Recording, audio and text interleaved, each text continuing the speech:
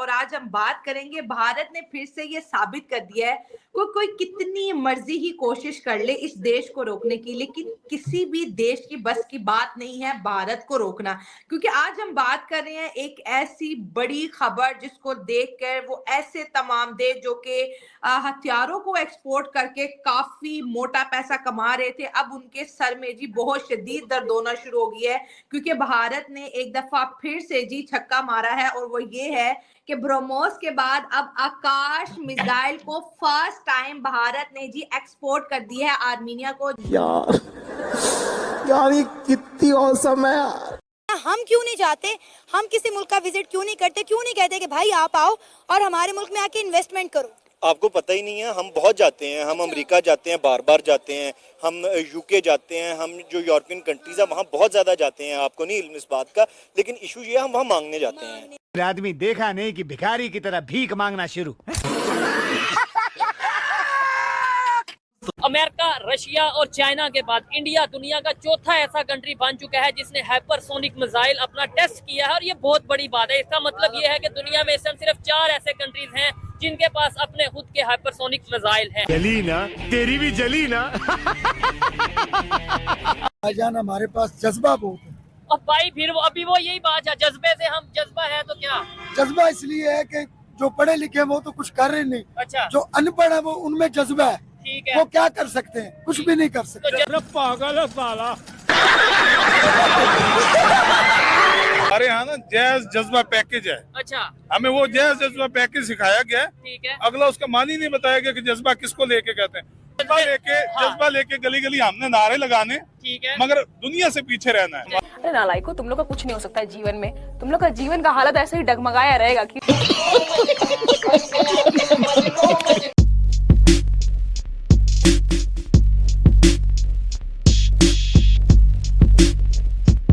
हम देख रहे हैं कि गुजरते वक्त के साथ साथ इंडिया दूसरे ममालिक के साथ अपने ताल्लुकात बड़े बेहतर से बेहतरीन करने में लगा हुआ है।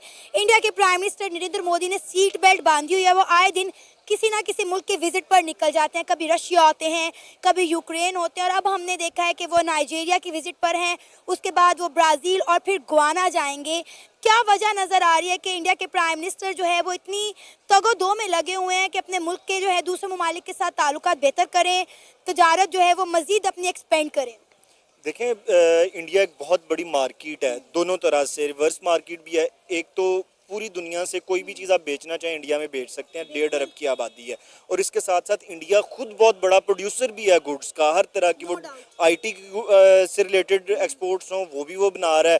उसके अलावा इंडस्ट्री और क्रॉप्स में, फसलों में, हर चीज़ में वो एक्सपोर्ट करता है। तो किसी भी मुल्क अगर उनका वज़ीर-ए-आज़म जाते हैं नरेंद्र मोदी साहब, तो अगला मुल्क उन्हें वेलकम करता है कि ये हमसे कोई इमदाद नहीं मांगने आ रहे, ये हमारे से कोई जो है वो सपोर्ट नहीं लेने आ रहे, एड नहीं लेने आ रहे, वो हमें कुछ बेचने आ रहे हैं और हमसे कुछ खरीदने आ रहे हैं। हमें वो चीज़ बेचेंगे जो हमें ज़रूरत है, और फिर इंडिया से वो चीज़, कोई भी चीज़ खरीदने में उन मुल्कों को ये आसानी होती है क्योंकि इंडिया के अंदर लेबर उन मुल्कों की निस्बत चीप है, सस्ती है, तो चीज़ बनती सस्ती है। तो इस वजह से जब वो मुल्क खरीदते हैं उनको वो चीज़ सस्ती मिल रही होती है। फिर अगर किसी भी मुल्क ने, जिस तरह ब्राज़ील है या दूसरे ममालिक जो हैं, वो कोई भी चीज़ अगर बना रहे हैं, अगर वो बेचना चाहते हैं, तो अपने मुल्क की पूरी प्रोडक्ट सिर्फ एक इंडिया को बेच सकते हैं कि इंडिया के अंदर कंज्यूमर 1.5 अरब से ज़्यादा है उस प्रोडक्ट्स के। तो कोई भी मुल्क, अगर हर मुल्क का मफादात देखता है, तो इंडिया का नक्शा कोई बड़ा प्यारा नहीं बना हुआ कि उसको वो सपोर्ट कर रहे हैं, या पाकिस्तान का नक्शा कोई बुरा नहीं बना हुआ कि हमारे साथ ताल्लुकात नहीं बनते हैं, या नरेंद्र मोदी साहब इमरान खान या शहबाज शरीफ से ज़्यादा प्यारे नहीं हैं, ना ये उनसे प्यारे हैं,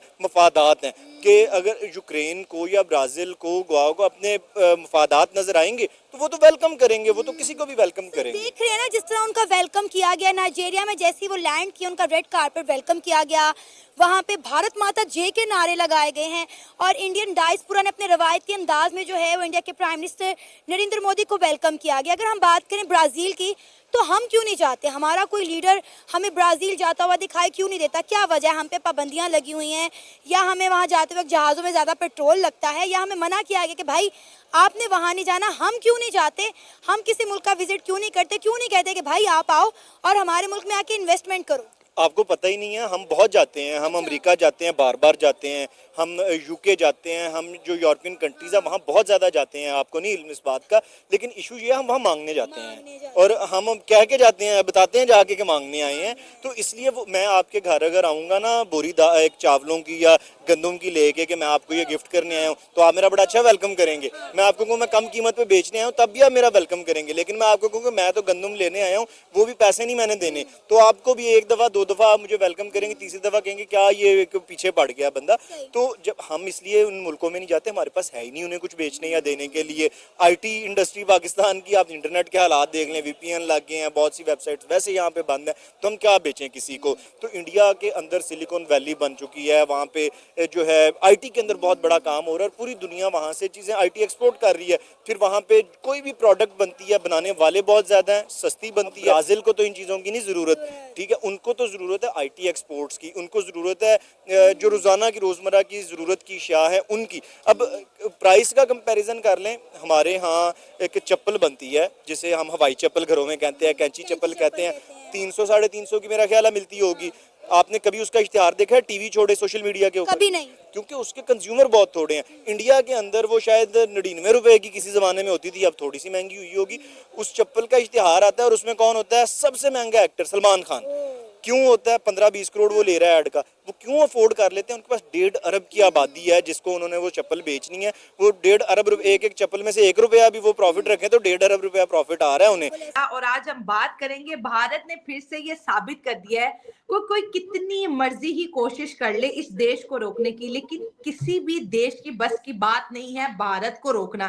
क्योंकि आज हम बात कर रहे हैं एक ऐसी बड़ी खबर जिसको देखकर वो ऐसे तमाम देश जो कि हथियारों को एक्सपोर्ट करके काफी मोटा पैसा कमा रहे थे, अब उनके सर में जी बहुत शदीद दर्द होना शुरू हो गया है। क्योंकि भारत ने एक दफा फिर से जी छक्का मारा है और वो ये है कि ब्रह्मोस के बाद अब आकाश मिसाइल को फर्स्ट टाइम भारत ने जी एक्सपोर्ट कर दिया है आर्मीनिया को, जो कि ईरान के बगल में एक छोटा सा मुल्क है। और आर्मीनिया जी पहला ऐसा मुल्क बना है जिसने भारत का आकाश डिफेंस सिस्टम जी इंपोर्ट कर लिया है। हम अगर देखें तो भारत बिल्कुल उन कंट्रीज की दौड़ में शामिल होता चला जा रहा है जो कि सुपर पावर है और उनका जो धंधा है, उनकी जो मोटी कमाई का जरिया है वो हथियार बेचना है।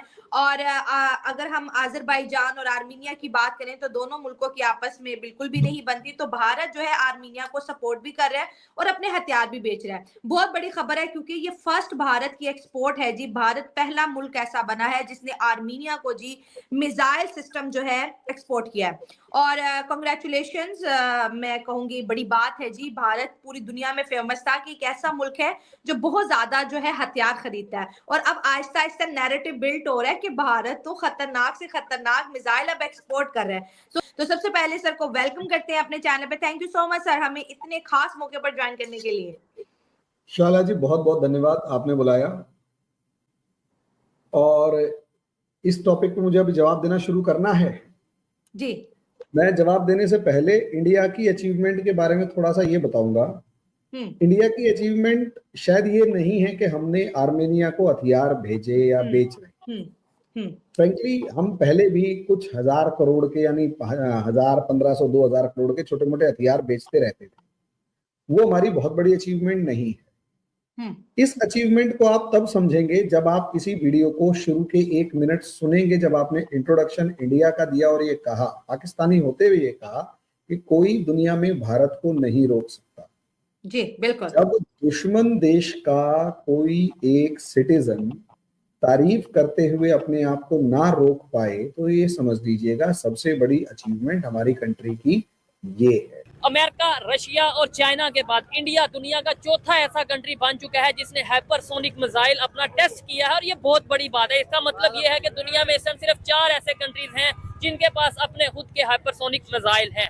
इसी वाले से पाकिस्तानी पब्लिक से बात करेंगे कि टेक्नोलॉजी में कभी हम सुनते हैं इंडिया चांद पे पहुंच गया, कभी हम सुनते हैं उन्होंने अपने मिसाइल बना लिए, कभी हम सुनते हैं उन्होंने अपना एयरक्राफ्ट बना लिया, यानी आईटी में वो कहां से कहां चले गए। पाकिस्तान इस हवाले से अपनी पब्लिक क्या ओपिनियन रखती है, मुझे ये बताएं, क्या कहना चाहेंगे इस टाइम टेक्नोलॉजी में, एजुकेशन में पाकिस्तान कहाँ पे खड़ा है? पाकिस्तान इसमें इस टाइम तो रोटी, कपड़े और मकान में भी बहुत पीछे, टेक्नोलॉजी तो बहुत दूर की बात है। ये बड़ी अच्छी इन्होंने बड़ी सच्ची बात की है। जो महंगाई है, और जो हमारे मुल्क में करप्शन है, ठीक है, एक चिंगजी से लेकर वजीर आजम तक सब करप्शन कर रहे हैं, ठीक है, तो इस मुल्क ने टेक्नोलॉजी के अंदर थोड़ी जाना है, ये तो बर्बादी के अंदर जा रहा है। मैं क्या मतलब कि दुनिया कहाँ से कहाँ चली गई टेक्नोलॉजी में और हम कहाँ पे हैं? मुझे लगता है हम सबसे एंड पे हैं, टेक्नोलॉजी में भी हर मामले में एंड पे हैं। इसी के साथ आज की मजदूरी यहीं खत्म करते हैं। अगर तुम्हें वीडियो पसंद आई तो लाइक मारो यार, मुझे नहीं पता, मुझे 2 मिलियन लाइक्स चाहिए, कैसे ना कैसे करके मुझे चाहिए। इतना जिला मैं कभी नहीं होऊंगा अपनी पूरी जिंदगी में जितना इसमें जिलाऊं, मुझे चाहिए ही चाहिए। तो लाइक मारो, और अगर तुम लोग नए हो तो सब्सक्राइब करो, वो जो लाल वाला बटन है उस पर फूट फेंक के मारो या फिर मोमबत्ती, मुझे नहीं पता, बस क्लिक हो जाना चाहिए। अब मैं भी जा रहा हूं, मुझे पैसों के पीछे भागना है। बाय।